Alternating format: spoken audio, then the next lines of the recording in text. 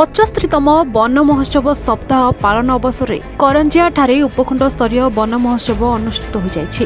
Karanjia college सन्निकट नगर उद्यान परिसर में दिबा 12 घटिका समय अनुष्ठित कार्यक्रम करंजिया वनखंड अधिकारी सुब्रत पात्र सभापतित्व करथिबा बेले मुख्य अतिथि रूपे करंजिया विधायक पद्मचरण हाईबोल, सम्मानित अतिथि रूपे बीडीओ सुशांत कुमार सुतार, तहसीलदार नित्यानंद सेठी, उपखंड पुलिस अधिकारी सुब्रत कुमार, करंजिया रेंज अधिकारी प्रशंस स्वाई, करंजिया फॉरेस्टिक हरिश्चंद्र बेहेरा, सिंगड़ा फॉरेस्टिक दीप्तिमयी सेठी, वनरक्षी कविता बेहेरा समेत अनेक वन विभाग कर्मचारी उपस्थित थिले।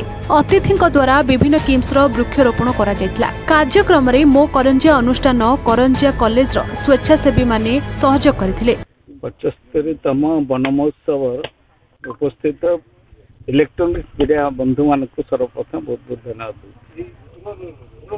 कारण ये वन महोत्सव 1 ରୁ 7 पर्यंत ये 7 दिन भितर सारा ओडिशा राज्य सारा भारत वर्ष ये परिवेश प्रदूषण आगामी 30-40 वर्ष पर जो पीढ़ी आसीबो से पीढ़ीर भविष्य जीवन को सुरक्षा रखा आज जो प्रयास सरकार तरफ एवं जनसाधारण तरफ समस्त को ए आह्वान एवं आंदोलन रूप में विप्लव रूप ये जदि गछ लगेबा माँ गछटे प्रयत्न करवा निश्चित भाव में आग को जहाँ संभावना अच्छे से संभावना को एड़े दे पारिबा जीव जगत ए पृथ्वी रे धरणी रे तिष्ठि रही पारे। आमर प्रति वर्ष भली ए वर्ष मध्य जुलाई प्रथम सप्ताह वन महोत्सव पालन होची करंजिया फॉरेस्ट डिविजन रे।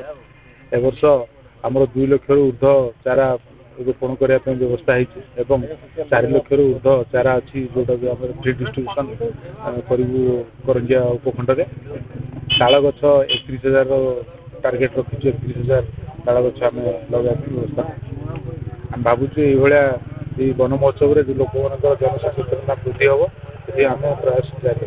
Karanjia Satyabrata Mishra report A1 Odisha. Brilliant रेज विशुद्ध नड़िया तेल घन लंबा और पड़ा केसर मूलमंत्र।